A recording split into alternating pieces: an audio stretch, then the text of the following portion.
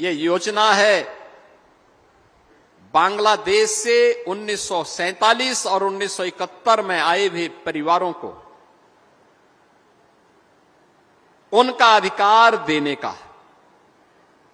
याद करिए, ये पापी पाकिस्तान अपने कर्मों से पहले भारत का विभाजन किया और फिर पाकिस्तान के भी टुकड़े हुए हैं।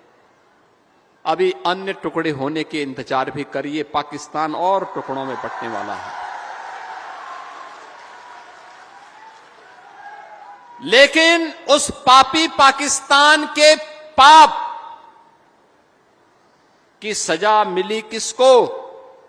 वहां रह रहे हिंदुओं को, सिखों को, बौद्धों को, जैनियों को, सिखों को, पारसियों को, ईसाइयों को, क्योंकि उनके यहां किसी अन्य जाति के लिए कोई अस्तित्व नहीं है। और आज मैं कह सकता हूं 1947 और 1971 की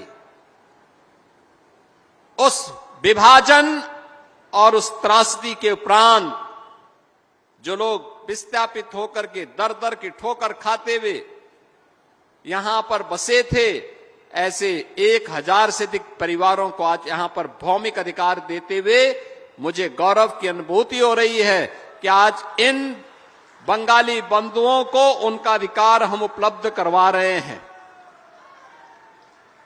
आप देखो पाप किस हद तक बोलता है।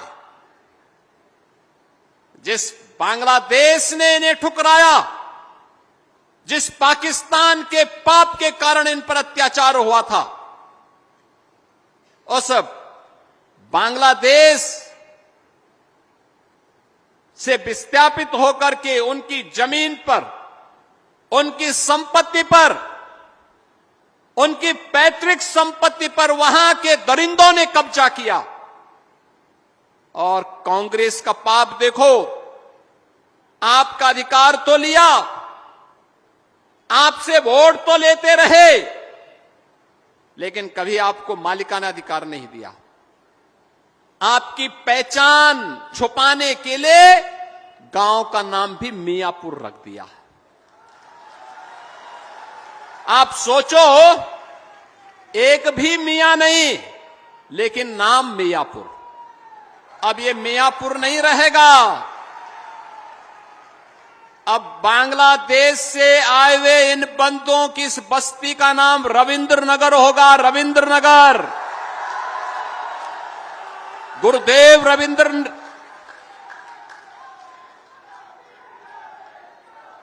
बहनों और भाइयों, भारत को राष्ट्रगान देने वाले गुरुदेव रविंद्रनाथ ठाकुर के नाम पर अब आपकी पहचान होगी रविंद्र नगर के रूप में। बंगाल की भूमि तो भारत की आध्यात्मिक और विरासत की भूमि है। भारत को राष्ट्रगान गुरुदेव रविंद्रनाथ ठाकुर ने दिया और भारत का राष्ट्रगीत भी बंकिम चंद्र चट्टोपाध्याय जी ने दिया। यह वर्ष राष्ट्रगीत वंदे मातरम के 150 वर्ष पूर्ण होने का वर्ष है। और इस वर्ष में आपको अपने जिस जमीन पर आप आज से दशकों पहले आकर के बस रहे थे, लेकिन मालिकाना अधिकार नहीं मिला था, आज ये मालिकाना अधिकार उस भूमि का आपको प्राप्त हुआ है। इस अवसर पर मैं आप सबको हृदय से बधाई देता हूं, अपनी शुभकामनाएं देता हूं।